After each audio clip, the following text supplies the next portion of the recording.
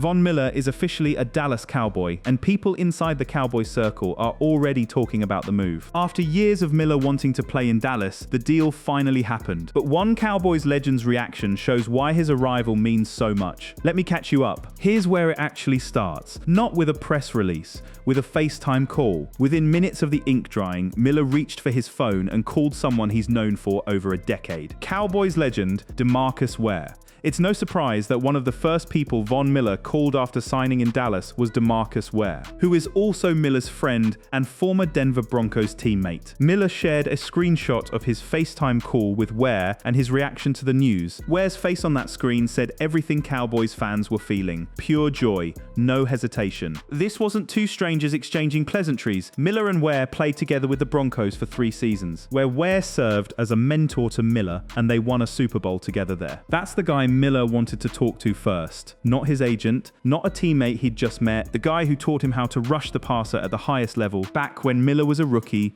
trying to find his footing in Denver. And here's the detail that makes this whole thing feel almost scripted by fate. Miller and Ware are tied on the all-time sacks list at number 9 with 138.5, so Miller's next sack, which will come with the Cowboys, will propel him past Ware. Think about that for a second. The next time Von Miller gets to the quarterback, he passes his own mentor on the career leaderboard. And he's going to do it wearing the same style that Ware wore for 9 seasons in Dallas. Ware didn't just react with a smile. He posted that screenshot himself, tagging it with Cowboys Nation, a guy who's no longer suiting up but still fully invested in what happens on that field. Fox News picked up on it too, noting Ware posted a FaceTime screenshot of the two of them smiling together, with a Cowboys Nation hashtag attached. Now, why does this matter so much? Because Ware isn't just some guy congratulating a friend. He's a walking blueprint for exactly what the Cowboys are hoping Miller becomes in Dallas. Ware retired as one of the most feared pass rushers of his generation, largely built in that same Broncos locker room where he mentored a young Miller.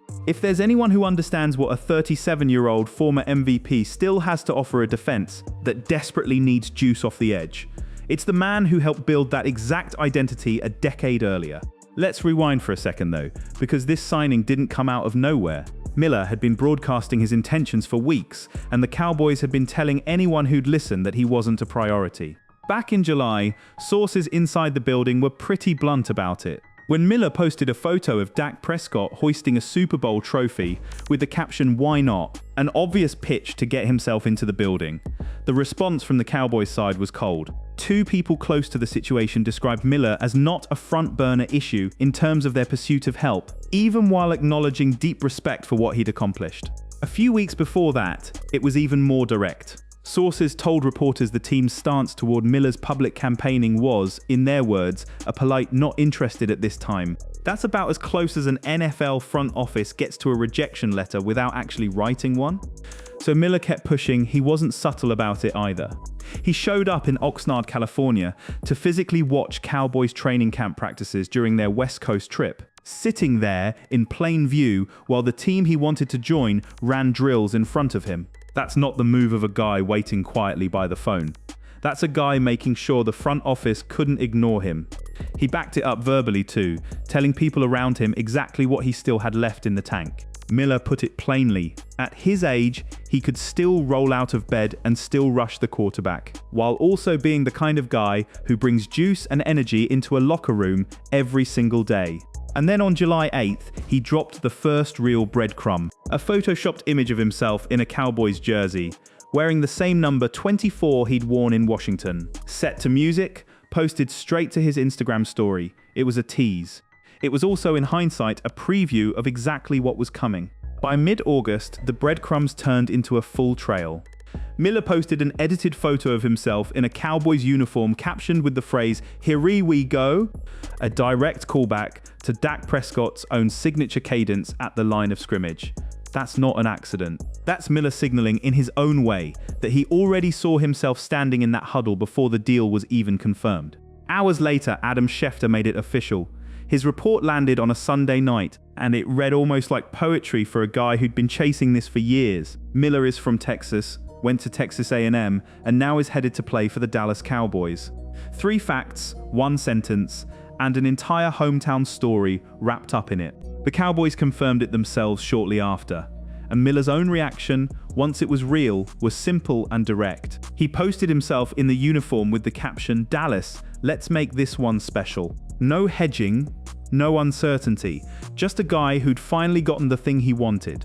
But here's what makes Ware's reaction the real headline inside the headline. It wasn't a franchise tweet. It wasn't a generic "welcome to the team" post from an account with a logo for a profile picture. It was one guy who knows exactly what it's like to walk into that building as an aging pass rusher, trying to prove he still got it, reacting to the news the second it became real for someone he cares about. That's the human piece of this story that a press release could never capture. And it sets up everything that comes next, because the reaction inside the Cowboys building wasn't just about signing a name. It was about what that name means for a defense that has been searching quietly and not so quietly for exactly this kind of presence for over a year. To understand why Ware's reaction and the reaction building inside the Cowboys facility carried so much weight, you need to understand what this defense has been missing. Go back to last summer. The Cowboys made a decision that reshaped their entire defensive identity, and not for the better. Dallas's pass rushing unit has been in flux since last summer's shocking trade that sent Micah Parsons to the Green Bay Packers, and the team's resistance to paying Parsons a premium cost the defense a superstar, and contributed mightily to the immense struggles that plagued the Cowboys. That trade left a hole nobody in the building has fully filled since, and the numbers from last season back that up in brutal fashion. The Cowboys ranked 26th last year in sack rate and surrendered more pass yards, 4,521, than any team in the NFL, dead last in the league at stopping the pass. That's not a small problem you patch with a role player, that's a foundational crack. So when Jerry Jones started hinting at training camp that something big was coming, people in that building knew exactly what kind of hole he was trying to fill. At the start of training camp, Cowboys owner and general manager Jerry Jones hinted at possibly adding a significant piece to the defense.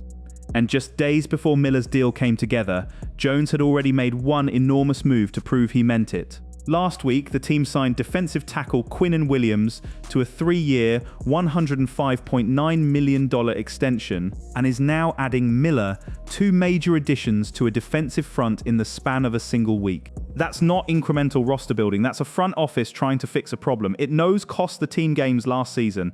Now here's where the room Miller is walking into gets interesting, because it's not empty. There's already a young, unproven group trying to figure out its identity. And that's exactly the kind of room a 37-year-old former Defensive Rookie of the Year, with 2 Super Bowl rings, can walk into and immediately change the temperature of. The edge room Miller is entering features Rashawn Gary as the presumptive starter alongside Donovan Ezeruaku, first-round pick Malachi Lawrence, and potentially Sam Williams, James Houston, and Maris Leafau. Talented pieces, unproven pieces, a rookie, a situational rusher trying to break out in year 2. Guys who need someone in the room who's done it at the highest level for over a decade. One person inside the building actually put it best when comparing Miller's role to a version of Cowboys history that already worked. With Rashawn Gary locked into one of the starting outside linebacker jobs, and Donovan Ezeruaku emerging in his second year as a situational starter, there is no obvious full-time spot for Miller atop the depth chart. Miller could fill a similar role to that of Jadeveon Clowney in 2025, who landed in Dallas as a 1-year role player on the edge who factored heavily into the rotation, albeit not always among the first 11 players on the field. That's the model. Not a returning superstar, a veteran presence who shows up, contributes real snaps, and mentors the guys who are going to be the long-term answer. With Clowney out of the picture this year, the Cowboys developed a clear need for a veteran piece in a young and still in many ways deficient pass rushing unit. And Miller's actual production last year suggests he can be more than just a locker room presence, even with just 3 starts across 17 games in his lone campaign with the Commanders.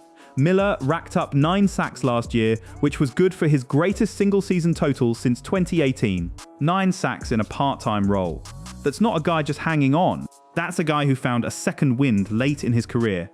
The people evaluating this deal inside the building understand the stakes clearly. If he can replicate that kind of late career production in Dallas, he could be instrumental in the Cowboys making much needed strides on his side of the ball. That's not a throwaway comment, that's a defense that finished dead last in pass yards allowed, banking on one veteran to help drag the whole unit forward. Now, The coordinator running this defense has his own personal history with Miller, and that connection matters more than most casual fans realize. Though Miller might not be the every-down player he was with the Broncos, the Cowboys believe he can be a difference maker for new coordinator Christian Parker. Parker and Miller were together in Denver for parts of one season before Miller was dealt to Los Angeles, where he won his second Super Bowl ring. Parker isn't installing a scheme for a guy he's watching tape of for the first time. He coached alongside Miller before. He knows how Miller studies an opponent, how he communicates in the meeting room, how he adjusts his rush plan mid-game. That kind of shared history compresses the learning curve dramatically for a veteran walking into a brand new building in the middle of his career. And it's worth remembering this isn't Miller's first rodeo learning a new scheme on the fly. He's done it recently and done it well. Last year in Washington, he leaned on another experienced defensive mind entirely, and it worked out. Following the conclusion of Washington's season, Miller said he was planning to keep playing into 2026, expressing his hope of reuniting with the Commanders, and aligning with Dan Quinn proved to be a sound decision for Miller. That relationship with Quinn, Dallas's own former defensive coordinator, is part of why Miller thrived in a part-time role instead of fading out entirely. Which brings up an odd little wrinkle in this whole story. The very scheme and staff connections that made Miller successful last year in Washington trace directly back to Dallas. Quinn ran Dallas's defense before he ran Washington's. Miller's path to being good enough at 37 to earn this Cowboys contract runs directly through a coaching tree that started in the building he just walked into.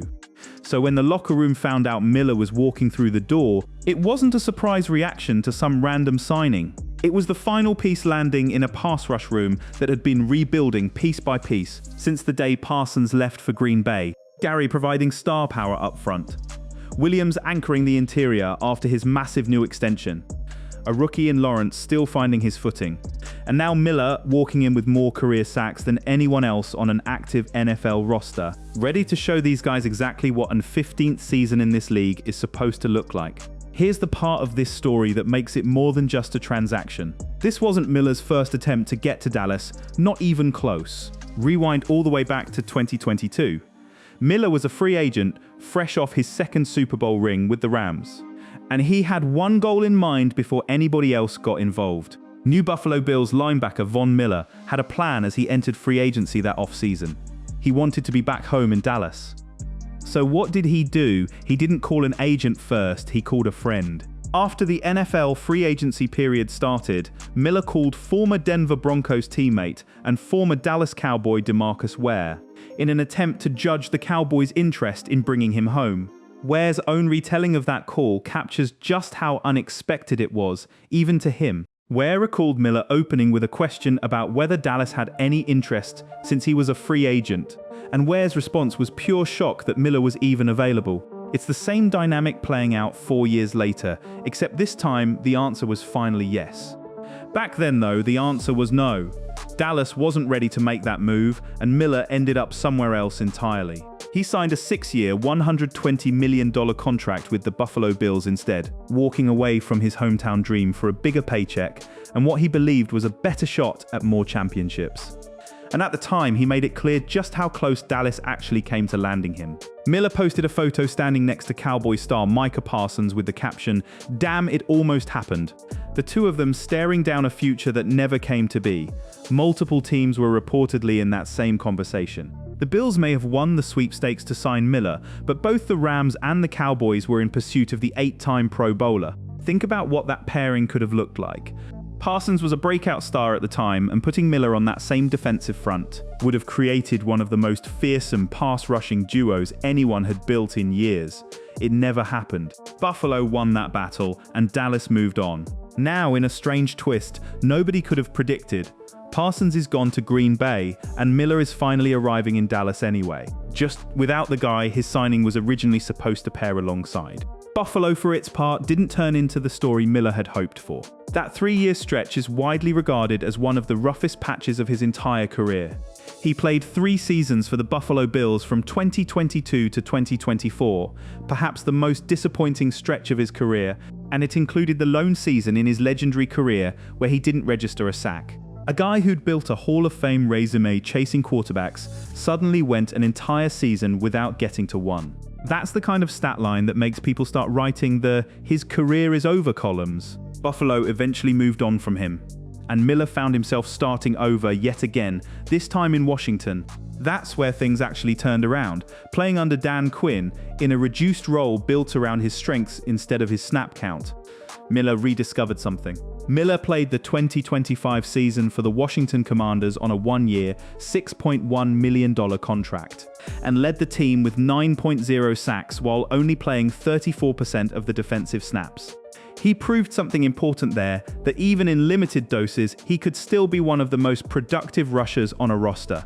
It was validation after the roughest stretch of his career, and it's exactly what put him back on Dallas's radar in the first place. So by the time this offseason rolled around, Miller wasn't shy about announcing his intentions again. He'd learned from 2022. This time, instead of quietly calling around behind the scenes, he made it public and made it personal. He told reporters directly what it would mean to finally get this deal done. Miller explained that he grew up in Dallas and had always kept the Cowboys close to his heart, adding that if he ever got the chance, he'd only be a short drive from work. And for the first time in his career, his parents wouldn't have to fly to every single game. That's the piece that gets lost when people just talk about sacks and depth charts. Miller talked about his kids being there, his family being there, everybody being there. This wasn't about a contract number or a scheme fit for him. It was about closing a loop that opened back when he was a kid in DeSoto, Texas, dreaming about a team his family drove past every week. And DeSoto is worth sitting on for a second, because that town is doing a lot of work in this story. Miller attended DeSoto High School before heading to Texas A&M and is entering his 15th season having more sacks, 138.5, than any other active player.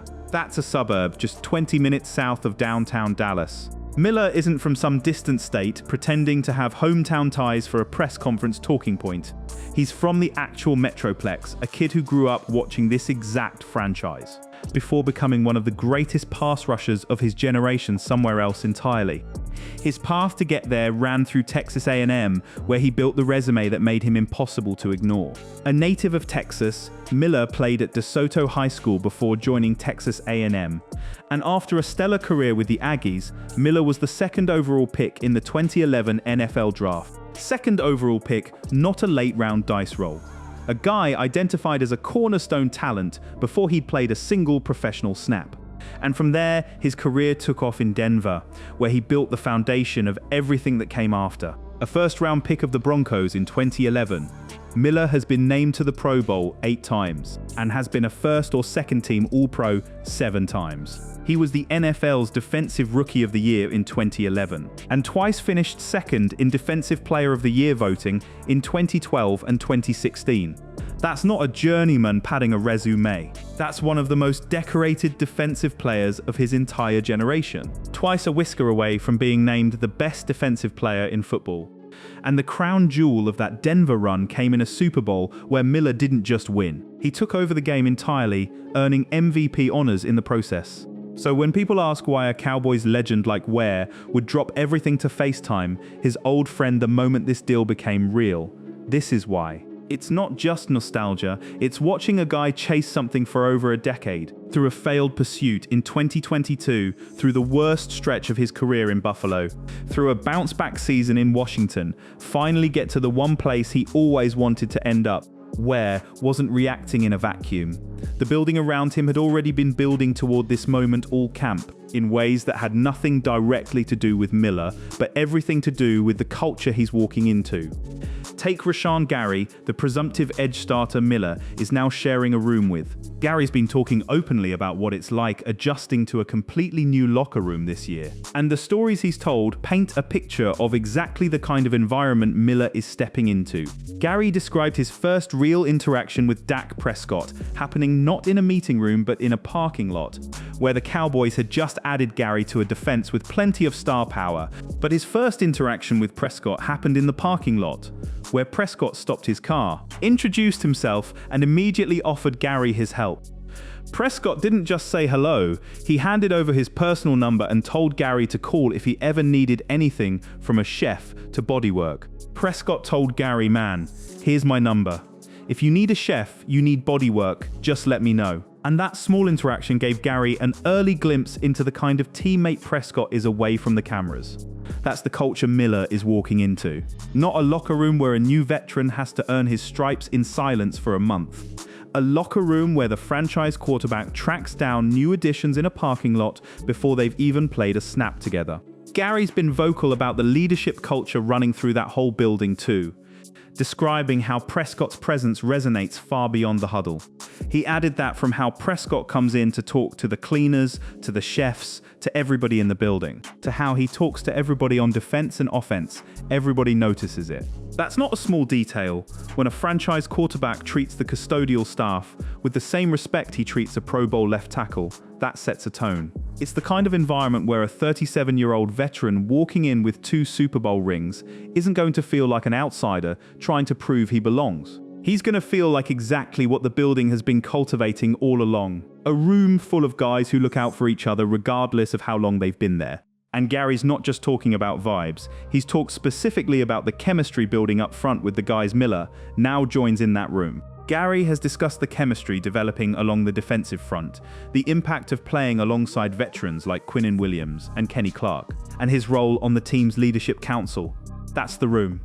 Williams fresh off his massive extension, Clark, another veteran interior presence. Gary himself, still developing into a full-time star. And now Miller walking in as maybe the most accomplished pass rusher any of them have ever shared a facility with.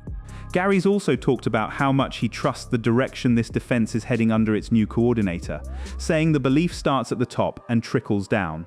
Gary shares why Dak Prescott's leadership resonates throughout the locker room, praises the confidence and energy brought by defensive coordinator Christian Parker, and explains why the Cowboys' defense is embracing a hungry, team-first mentality heading into the season. That phrase, hungry team-first mentality, matters more this year than it might in a normal offseason. This defense finished last season getting torched through the air more than any unit in the league. There's nothing to protect, no reputation to defend. Just a group of guys, veteran and rookie alike, trying to prove last year wasn't who they actually are. Other new veterans on that side of the ball have echoed similar sentiments about walking into Dallas, and instantly feeling connected to something bigger than themselves. Defensive back Kobe Durant, another new addition this offseason, has spoken about the process of settling in, including reconnecting with a familiar face already in the building. Durant discussed his transition to Dallas, his early impressions of defensive coordinator Christian Parker, and the progress the defense is making throughout camp, along with talking about reuniting with former teammate Deron Bland. Notice the pattern here, Gary reconnecting through Prescott's welcome, Durant reconnecting through an old teammate already in the building, and now Miller reconnecting through a Broncos legend who mentored him a decade ago, who happens to already be tied to this exact building's history. Every new addition to this roster seems to be plugging into a pre-existing relationship, which tends to speed up trust and chemistry far faster than a locker room full of total strangers ever could. Even the young players developing on that defensive front have talked about how much they're leaning on the older guys in that room to raise their own game. Second-year edge rusher Donovan Ezeruaku has spoken candidly about what it's meant to share a room with established veterans this offseason. Ezeruaku talks about the competition he's facing every day, the confidence he has entering year 2, and the lessons he's learned from veterans Rashawn, Gary, Kenny Clark, and Quinnen Williams.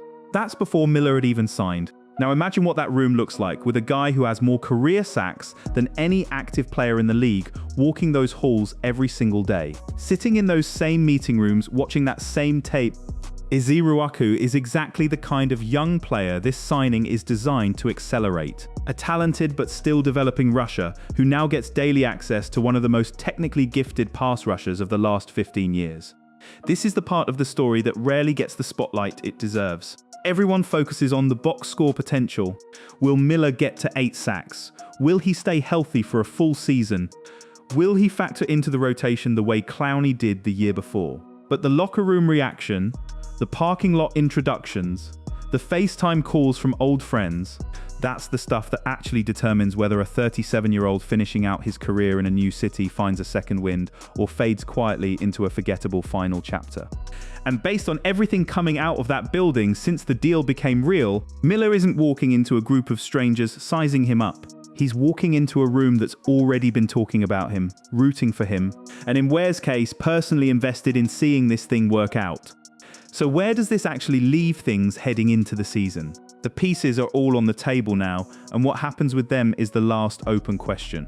Miller signed a straightforward one-year deal, described across multiple outlets simply as a prove-it, low-risk arrangement for a franchise still hunting for a real answer at pass rusher. Just like with the Commanders, Miller's deal with the Cowboys will be a one-year contract. That's not a long-term marriage. That's a partnership built entirely around this season and this season alone. The Cowboys had room to make this move without disrupting anything else on their books. Before the deal, the Cowboys had $18.5 million in cap space remaining per overthecap.com. Plenty of breathing room to add a proven veteran on a short-term deal without gutting flexibility elsewhere on the roster. The role itself is already fairly well defined based on everything coming out of the building. He's not walking in expecting to be an every-down player anymore. In Dallas, he joins Rashan Gary as a veteran leader to help mentor young pass rushers Donovan Izeruaku and Malachi Lawrence. And he's experienced as a pass-rushing outside linebacker, which is where he will play in Christian Parker's scheme. That's the job: situational rusher on passing downs, mentor in the meeting room, a guy who shows up on 3rd and long to do the one thing he's still elite at, even after 15 seasons. Realistic expectations matter here too, and nobody around the team is pretending Miller is walking in as the player he was a decade ago in Denver. He's not the player he once was, which isn't surprising considering he turned 37 in March, but he's still capable of bringing the heat as a pass rusher. That balance, respecting what he still brings while being honest about the limits of a 15th NFL season, is exactly why this deal makes sense for both sides. Low cost, defined role, immediate depth in a room that badly needed another veteran presence after last year's numbers. And there's a symbolic piece to this signing that goes beyond snap counts and sack totals entirely. Somewhere in that building right now sits a locker with Miller's name on it, 20 minutes from the house he grew up in the same city his parents will finally get to drive to every single Sunday instead of boarding a flight. That's not a stat that shows up anywhere, but it's the piece of this story that made Ware pick up that FaceTime call the second the news broke, and it's the piece that turned a guy who was told not interested at this time back in July into a player wearing the star by the middle of August. The Cowboys aren't finished adding pieces around him either. There's still chatter about further moves at other positions, with names like Adoree Jackson floated as potential additions elsewhere on defense. This roster is still being built out in real time, and Miller's signing is one domino in a longer chain the front office is clearly still working through. But for now, the story belongs to the guy who spent years chasing this exact outcome. The friend who saw it happen on a phone screen before most fans even knew it was real. And a locker room that's already shown, all camp long, exactly the kind of environment it's built to welcome him into. Whether it produces a storybook final chapter or just a solid rotational season, Von Miller is finally home. And the people who know him best were the first ones there to celebrate it.